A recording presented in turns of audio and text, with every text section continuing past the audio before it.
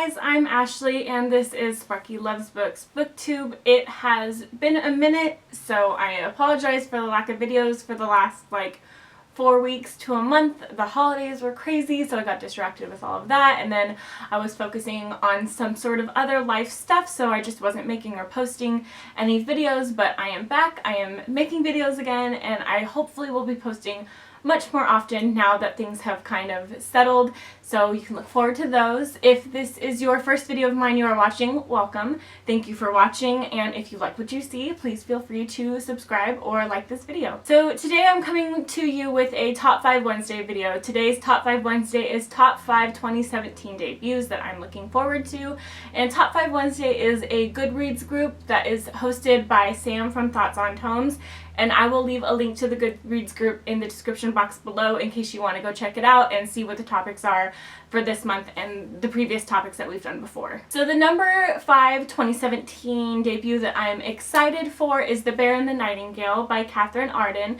This is the story of this girl named Vasilisa who lives in Russia, and her mother dies, and so she's left to the care of her stepmother in the cold, harsh climate and setting of Russia, and it is all about her trying to sort of be her own person and having to take care of herself because her stepmother is very harsh. So it seems like a very atmospheric book.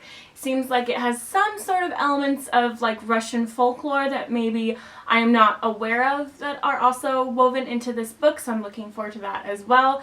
And it just, from what I have seen so far, I've seen only good reviews of it on Goodreads, and they all seem like it is just beautiful, it is well told, and has all of the great elements of a wonderful novel. So I have an electronic version of this book from NetGalley, and I am really looking forward to reading it this month. I am absolutely going to get to it this month. No questions asked. So I'm looking forward to reading that, and I will be posting a full review of it when I do that. Number 4 is The Outrun by Amy Liptrot. This is a biography, actually an autobiography written by Amy about her life. She grew up on a farm in a very rural area, and she had a desire to escape that really small town rural life, and so she decides to go to London, and while she's there she kind of goes a little too hard and drinks a little too much and sort of discovers that she's an alcoholic, and so she, keeps drinking too much, so she has to come back home. She finds herself coming back home to try and come to terms with who she is and her illness and her mental illness and try and get herself better. This seems like a wonderful yet really hard to read book dealing with mental illness, but after all of the sort of young adult fluffy fiction that I read in 2016, I'm really looking forward to something real like this,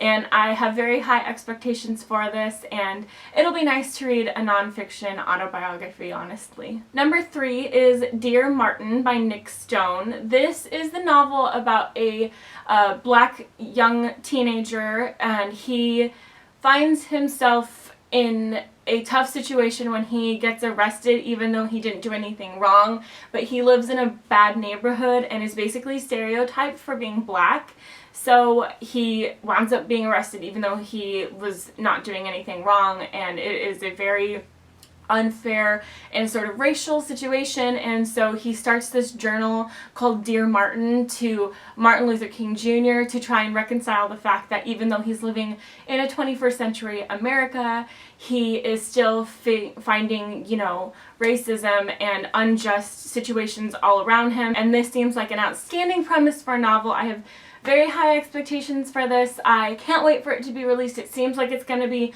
really amazing and really important, honestly. It seems like it's a really important story to tell. Even though it's a fictional one, I think that it is still a very, like I said, important read and some sort of, thing that everybody needs to hear. I think a lot of people skirt away from the topic of racism in our current 21st century, but you can't skirt away from it. It's here, so we have to sort of grab the bull by the horns and face it and read these sorts of important stories right now more than ever. Number 2 is Under Rose-Tainted Skies by Louise Gournall, and I've actually already read this book. I got an electronic copy of it from the publisher back in November, and I've already read it. It's an outstanding novel. I gave it 4 out of 5 stars. It tells the story of this girl named Nora. She's about 17 and she has agoraphobia and OCD.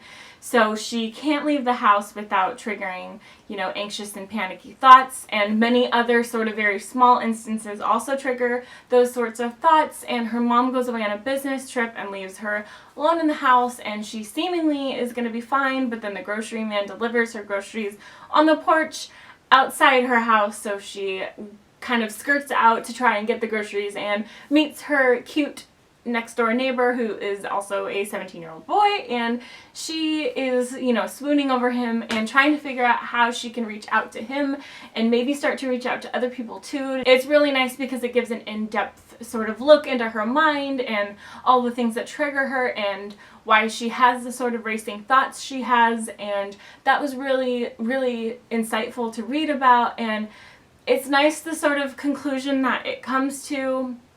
And this isn't really spoilery, but it sort of ends on the note that, like, even though she has agoraphobia and OCD, she's okay. Like, that doesn't mean there's anything wrong with her. She can have an illness and not try and beat it, because sometimes you can't beat those sorts of illnesses. You just have to live as happy of a life as you possibly can and surround yourself with good people, which is, I think, what Nora ends up doing, is trying to surround herself with good people and to try and, you know, think positively, basically. So it's a really good message, and I highly recommend it. And even though I read it, it's on this list because I'm excited for it to finally debut and for you guys to get copies of it yourselves. So if you see it, please grab a copy of it. You won't be disappointed. Number 1 is Caraball by Stephanie Garber. This is Stephanie Garber's first novel, obviously. That's why it's on this list. And I don't know anything about the premise or the characters of this book, but from what I have seen so far on other people's videos and stuff, is that it's basically like a young adult night circus meets Alice in Wonderland-y sort of elements, and those are just like meshed together kind of, and that alone and in and of itself is like 100% yes, I'm way on board for that. So I actually have an electronic copy of this book, so I'm going to be getting to that either this week or next week for absolute sure. No questions asked, I'm definitely reading this in the next 2 weeks because it sounds amazing.